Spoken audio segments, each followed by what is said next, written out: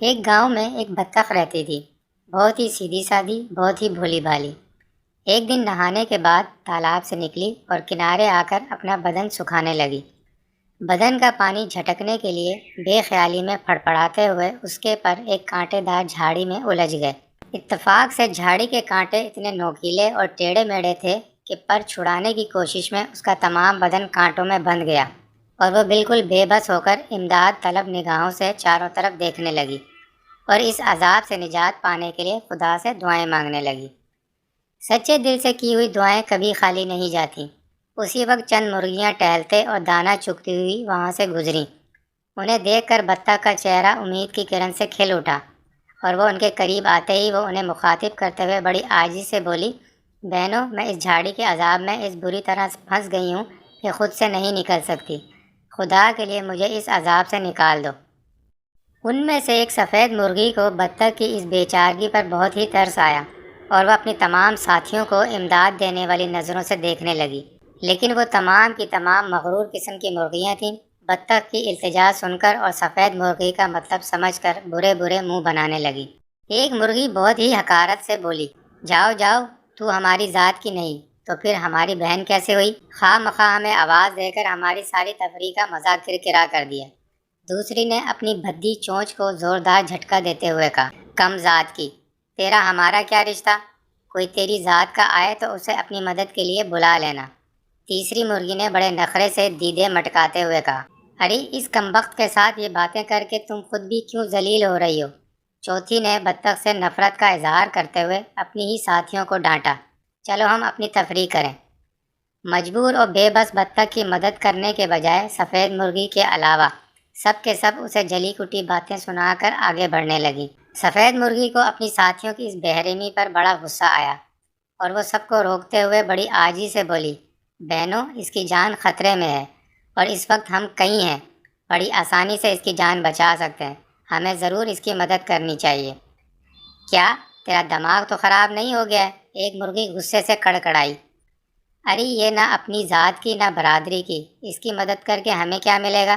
دوسری مرغی نے جھٹ سے کہا، یہ ہماری برادری کی نہیں لیکن ہماری ہی طرح خدا کی مخلوق ہے اور مصیبت کے وقت کسی کی مدد کرنا ہر جاندار کا فرض ہے، اور یقین کرو ہمیں اس نیکی کا بھرپور صلہ بھی ضرور ملے گا۔ سفید مرغی نے منہ توڑ جواب دیا۔ سفید مرغی کی کھری کھری باتوں نے سب کے منہ بند کر دیے اور وہ اپنی جھیپ مٹانے کے لیے ایک دوسرے سے چھیڑ چھاڑ کرتی ہوئی آگے بڑھ گئیں۔ انہیں جاتا دیکھ کر سفید مرغی کے تن بدن میں آگ لگ گئی۔ اس کا جی چاہا کہ اپنی تمام ساتھیوں کا پر نوچ ڈالے اور تکلیف کیا ہوتی ہے اس کا احساس دلانے کے لیے چونچے مار مار کر ان سب خود غرضوں کو لہو لہان کر دے، لیکن ان پر تو بس نہیں چلا۔ دوڑی دوڑی بطخ کے پاس آئی، کچھ دلاسے دیے اور جلدی جلدی چونچ اور پنجے چلا کر اسے آزاد کرانے کی کوشش کرنے لگی۔ اس کوشش میں وہ خود بھی بہت بری طرح زخمی ہو گئی، پر ہمت نہیں آ رہی اور تھوڑی دیر میں بطخ کو جھاڑی سے آزاد کرانے میں کامیاب ہو گئی۔ خدا کے کرم اور مرغی کے خلوص کو دیکھ کر بطخ کی آنکھیں بھر آئیں۔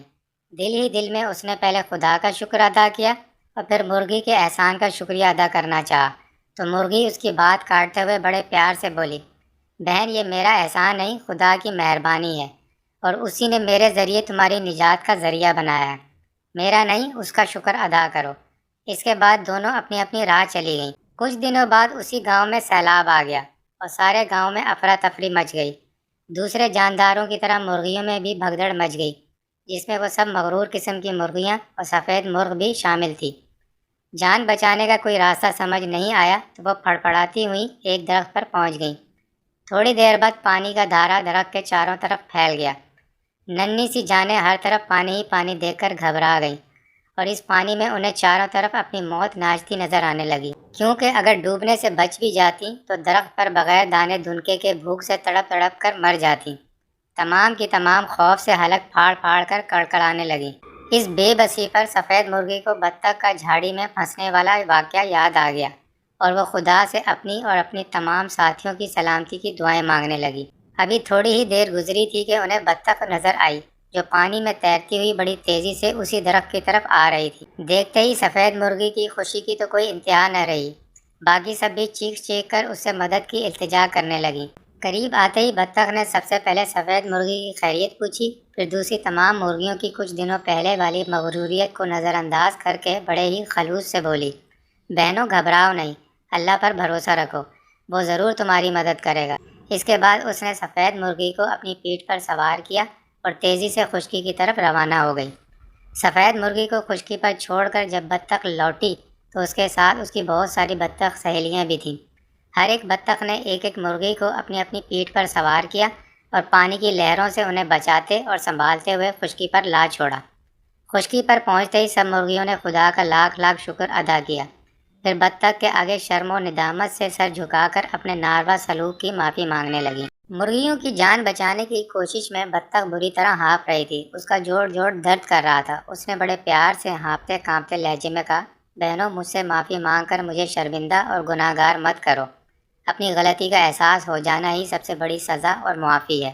بس اتنا یاد رکھنا کہ مصیبت کے وقت کسی مجبور اور بے بس کے کام آنا سب سے عظیم خدمت اور عبادت ہے۔